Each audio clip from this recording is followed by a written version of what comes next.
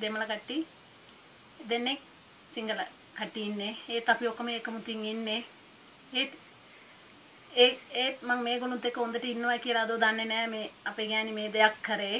ඊට පස්සේ ඒගොල්ලෝ මගෙන් ඇහුවා ෆෝන් එක ගත්තද කියලා. මම කිව්වා මම දෙකේ නෑ ගෙදර තිබ්බේ නෑ ෆෝන් එක. ඒගොල්ලෝ ධම්මම අරන් ගියා ෆෝන් එක. අරන් ගියාට ඒගොල්ලෝ දැන් කියනවා නෑ ෆෝන් එක ගෙදර තිබ්බේ කියලා. ගෙදර තිබ්බේ නෑ ෆෝන් එක. තිබ්බනම් මං අරන් තියලා තියෙනවා.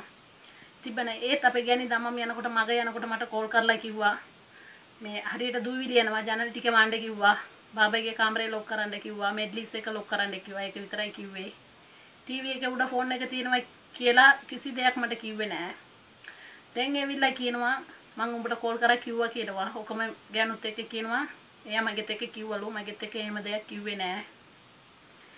දැන් ඒගොල්ලෝ බට කියනවා පොලිසියට ආරය යනවලු මගේ අත් දෙක කපන්න. කමන්න කැපුවට ඒ වුණාට මං වැරදක් කරේ නෑ. මං ෆෝන් එක මං ගත්තේ නෑ. ඒත් මං කියන්නේ මට වෙච්ච දේ වෙන කාටවත් වෙන්න හොඳ නෑ. ඒ නිසා ඕගොල්ලෝට ඔක්කොටම මං කියන්නම්. ඕගොල්ලන්ට පුළුවන් නම් මේක සූරියන් එකට හරි සිරස් එකකට හරි කෝකට හරි නිවුස් එකට මේක දාන්න. හරිද? ඒ කියන්නේ මං කියන්නේ ඇයි දන්නවද මං ආවේ ලලනි ඒජන්සියෙන් මං ආවේ. හරිද? මගේ මැඩම් එවිලා ලලනි තමයි. හරිද? මං ඒ ටෙලිෆෝන් නම්බරේ කියන්නම් ලලනි මැඩම්ගේ මං නම්බරේ කියන්නම්. ජයල මේක පෙන්නනවා. මොකක්ද පෙන්න? මේක තමයි මේ නම්බරේ.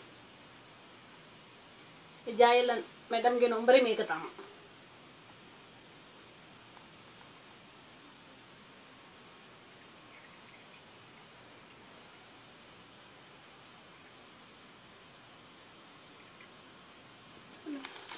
ජයල මැඩම්ගේ නම්බරේ ඒක තමයි. ඊට පස්සේ ඒගොල්ලොන්ට මම ගොඩක් මේකද දුක් වෙනවා කියලා මම ඒගොල්ලොන්ට කෝල් ගත්තට ඒගොල්ලෝ කෝල් ෆෝන් ආන්සර් කරේ නෑ. ඒත් මම ඕගොල්ලන්ගෙන් එකක් ඉල්ලනවා මොකද්ද දන්නවද? මේ අපේ ලංකාවේ මිනිස්සු මේ මේවිලා දුක් වන්නට වඩා හොඳයි ලංකාවේම ඉන්න එක. ඒ නිසා ඕගොල්ලෝ කරුණා කරලා මේ සෞදියට විතර ගෑන් කොට්ටි පිරිමි කට්ටිය යවන්න එපා කියන්නේ. ඕගොල්ලොන්ට හොඳටම දන්නවා දෙයක් වැරදි වුණොත් බෙල්ල කපනවා. අත කපනවා. අයි මොකටද අපි ඕම දුක් වෙන්නේ? ඕන්නේ. ඒ නිසා අපි ලංකාවට වෙලා ඉන්න එක අපිට හොඳයි. ඕගොල්ලොන්ට කැමති නම් යවන්න කුවේට් යවන්න, ඩුබයි යවන්න, ලෙබනන් යවන්න. මේ හොඳ ගමක් තියෙනවා. ඒ රටවල වලට යවන්න. මේ සෞදි වලට විතර කරුණා කරලා එක ලංකාවේ මිනිස්සු යවන්න එපා. ඒත් තව එකක් මම කියනවා ඕගොල්ලොන්ට පුළුවන් නම්